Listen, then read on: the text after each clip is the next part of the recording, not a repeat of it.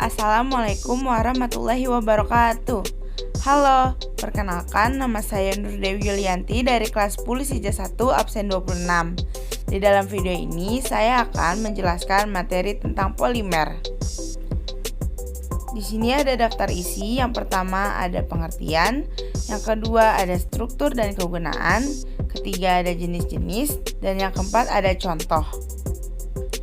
Kita masuk di bagian yang pertama, yaitu pengertian. Apa sih itu polimer? Polimer adalah molekul raksasa terbentuk dari monomer atau molekul kecil yang terangkai panjang dan berulang melalui proses yang disebut polimerisasi. Kita masuk bagian yang kedua, ada struktur. Struktur polimer dibuat dari proses polimerisasi. Metode ini merupakan pembuatan polimer sintetis dengan mengkombinasikan berbagai macam molekul-molekul kecil yang disebut monomer.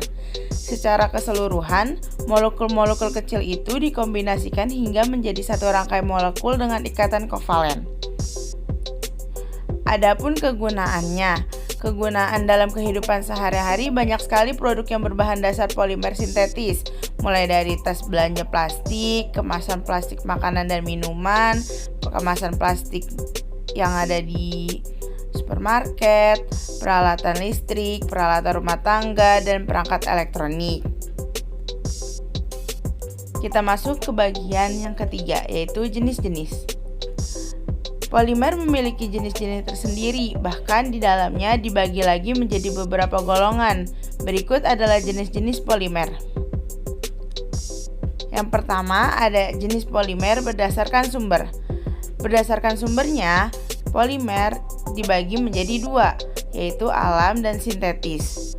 Polimer alam adalah polimer yang ditemukan di alam dan berasal dari organisme hidup, contohnya seperti karet, protein, amilum, selulosa. Sedangkan polimer sintetis atau polimer buatan adalah polimer yang tidak ada di alam dan harus dibuat oleh manusia. Contohnya polietilena, propilena, PVC, dan teflon. Jenis polimer yang kedua berdasarkan reaksi pembentukan. Berdasarkan reaksi pembentukan juga ada dua, yaitu adisi dan kondensasi. Adisi, yaitu reaksi adisi adalah reaksi di mana ikatan rangkap diurai menjadi ikatan tunggal dan atom ditambahkan ke senyawa yang terbentuk. Oleh karena itu, polimerisasi adisi merupakan reaksi polimerisasi dari monomer dengan ikatan rangkap atau ikatan tidak jenuh. Sedangkan kondensasi adalah polimer gabungan dari gugus fungsi antara dua monomer. Artinya, polimerisasi kondensasi adalah reaksi yang membentuk polimer dari monomer dengan dua gugus fungsi dan selalu terbentuk molekul kecil sebagai reaksinya. Jenis polimer yang ketiga yaitu berdasarkan monomer. Nah, berdasarkan monomer ini juga dibagi dua nih. Yang pertama ada homopolimer. Homopolimer juga dikenal sebagai polimer linear, adalah polimer yang terdiri dari monomer yang sama atau serupa. Misalnya polivinyl klorida adalah polimer adisi yang mengandung monomer yang sama, yaitu vinyl klorida. Yang kedua ada copolimer. Copolimer juga dikenal sebagai heteropolimer, adalah polimer yang monomernya berbeda. Contohnya dakron, nilon 66, dan melamin atau fenol formaldehida. Jenis polimer yang keempat yaitu berdasarkan sifat. Berdasarkan sifat pun juga ada dua. Yang pertama ada termoplas. Termoplas adalah polimer yang lunak jika dipanaskan dan dapat berubah bentuk. Saat dipanaskan, termoplas akan menjadi lunak, mengeras lagi saat didinginkan.